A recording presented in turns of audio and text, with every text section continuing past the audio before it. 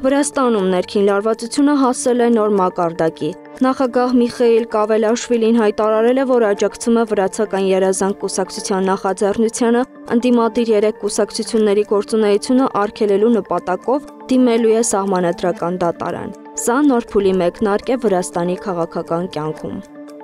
Կատարը պատրաստ է միջնորդել ԱՄՆ-ի եւ Վենեսուելայի միջև ճգնաժամի լուծման հարցում, եթե Վաշինգտոնը հետաքրքրված լինի դրանում։ Արտաքին գործերի նախարար Մոհամեդ բին Աբդուլռահման Ալ-Թանին նշել է, որ Կատարը սկսել է երկխոսություն Վենեսուելայի հարցում դեռևս ԱՄՆ նախկին նախագահ Բայդենի օրոք, ինչը հանգեցրել է մի քանի ամերիկացի քաղաքացիների ազատ արձակմանը։ Այժմ Կատարը պատրաստ է շարունակել բանակցությունները, բայց այս պահին կոնկրետ քայլեր չեն ձեռնարկվում։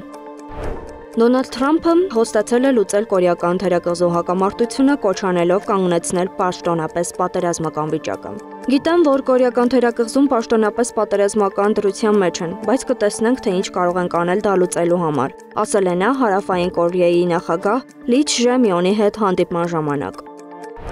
Դոնալդ Թրամփը եւ Սի Ցզինպինը հանդիպել են։ Չինաստանի արտաքին գործերի նախարարությունը հայտնում է, որ Թրամփը եւ Սի Ցզինպինը քննարկել են ոչ միայն չինա-ամերիկյան հարաբերությունները, այլ նաեւ Ուկրաինայի խնդիրը, ինչը ցույց է տալիս, թե ինչպես են մեծ ուժերը փորձում գտնել ընդհանուր լուծումներ։ Բուսանում երկու առաջնորդների միջև հանդիպումը տևել է 1 ժամ 40 րոպե։